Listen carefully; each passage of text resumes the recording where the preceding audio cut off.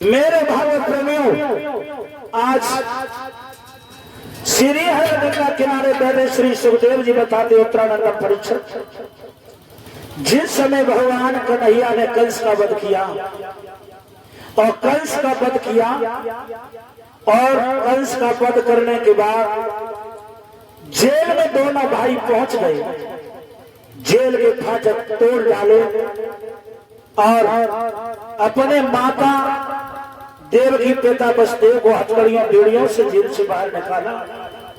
आज मैया भरी भरी आंखों से अपने लाडले कृष्ण को देख रही है। अपनी भरी भरी आंखों से मैया देवकी देख रही है, मेरो लाला इतना बड़ो है कि आज जन्म देने के बाद आज अपने लाला को देख रही है। मैया देवकी पिता वसुदेव ने अपने कृष्ण बलराम दोनों लाला को कंठ से लगा लिया और मैया देवकी फूट फूट के रोने लगी। लाला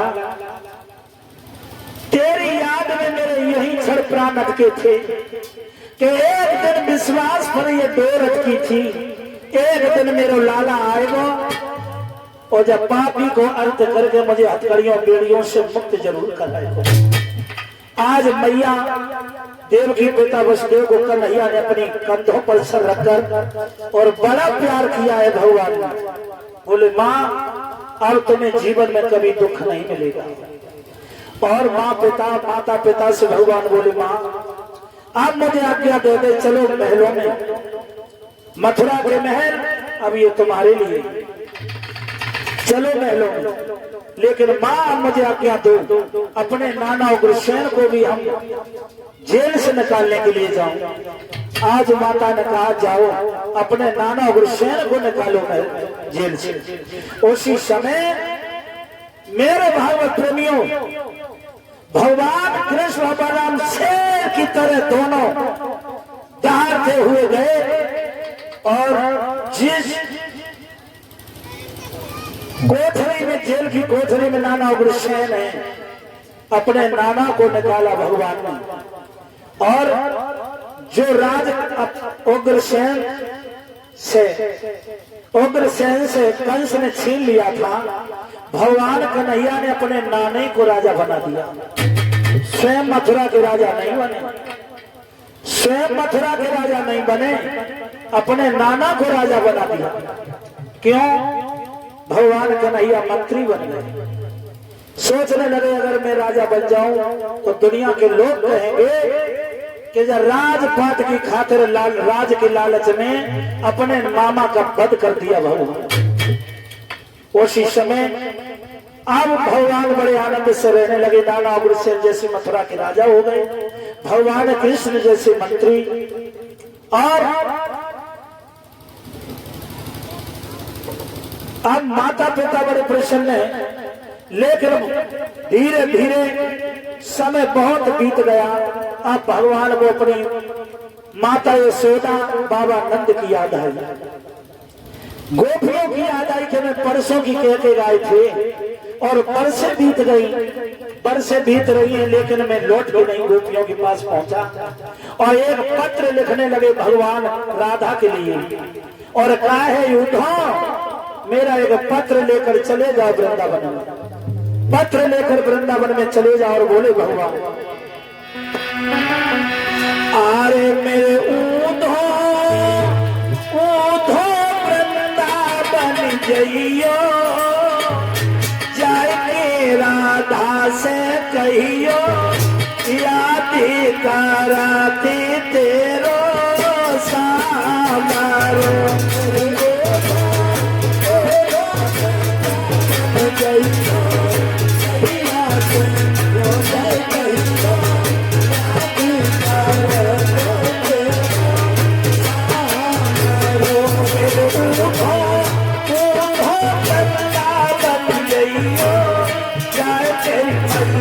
से कहियो याद कराते तेरो श्यामारो।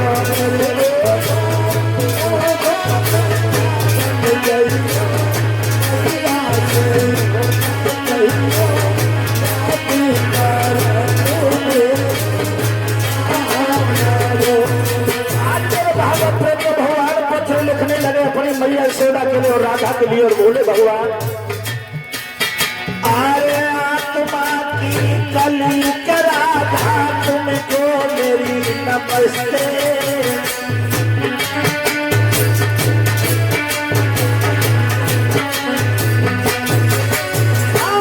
आत्मा की कली का राधा तुमको मेरी नमस्ते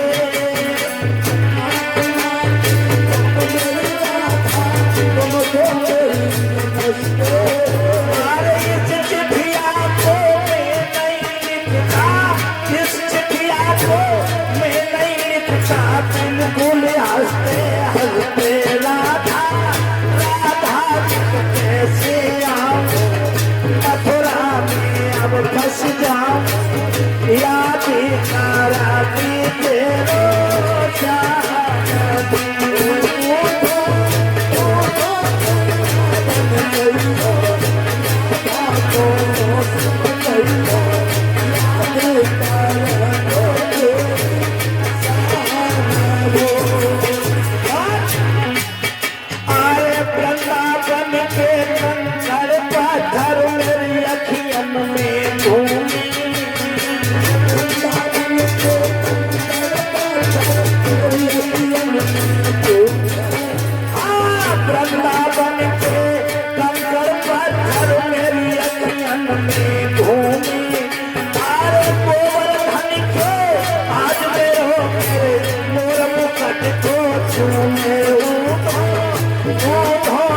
भजती गईयो जाके राधा से गईयो याद करा के तेरो श्याम रो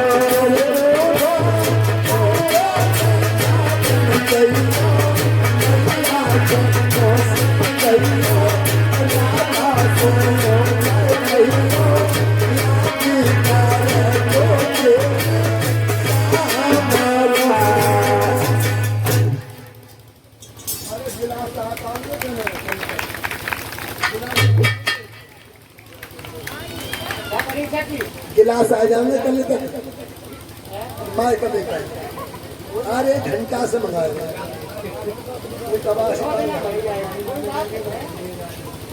और ये हमारे परम आदरणीय परम सम्मानीय श्री रफीक अली जी ये लाई वाले ये अंतिम दिन विदाई के रूप में पुष्पों का हार पहनाकर मुझे 101 मुद्राएं भेंट करके सम्मानित करते हैं और भगवान सदा धन से भंडार भरे रखे रक्षा करें मदद करें। और ये हमारे परम सम्मानीय परम आदरणीय श्री मुकुट सिंह जी फौजी दासीपुर बाहरपुर के ये 5,500 रुपए ये भागवत भंडारे के लिए कमेटी के लिए दान कर रहे हैं।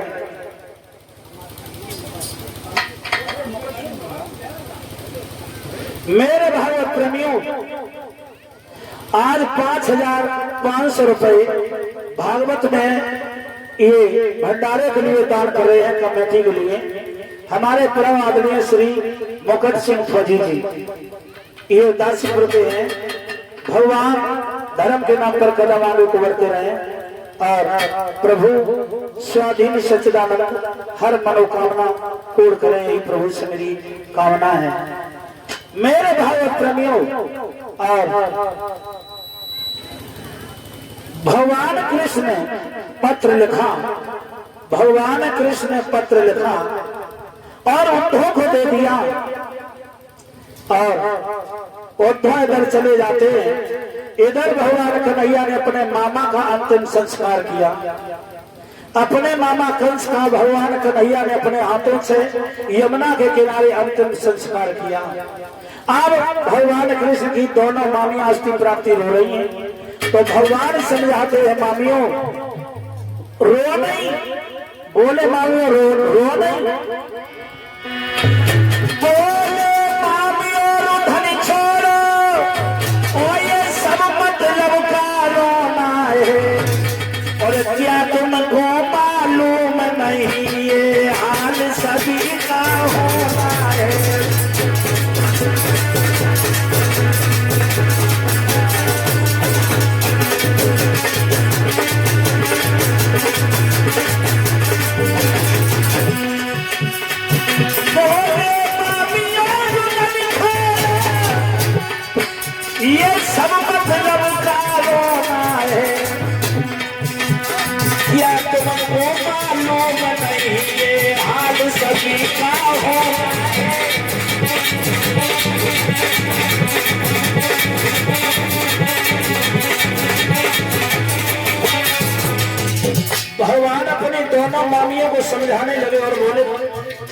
मामियों,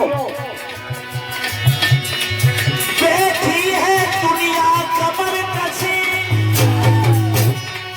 चलने की सबकी तैयारी है, चल देता है वह बिना कहे, इसकी चलने की बारी है।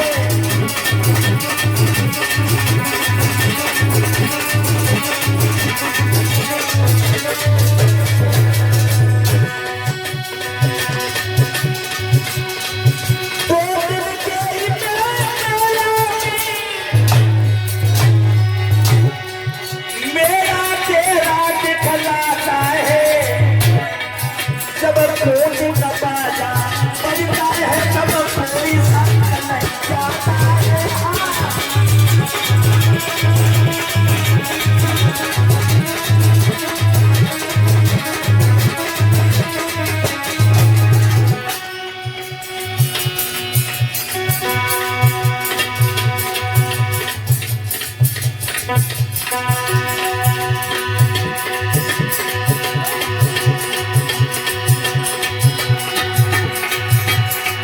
सबको दुनिया खजाना है,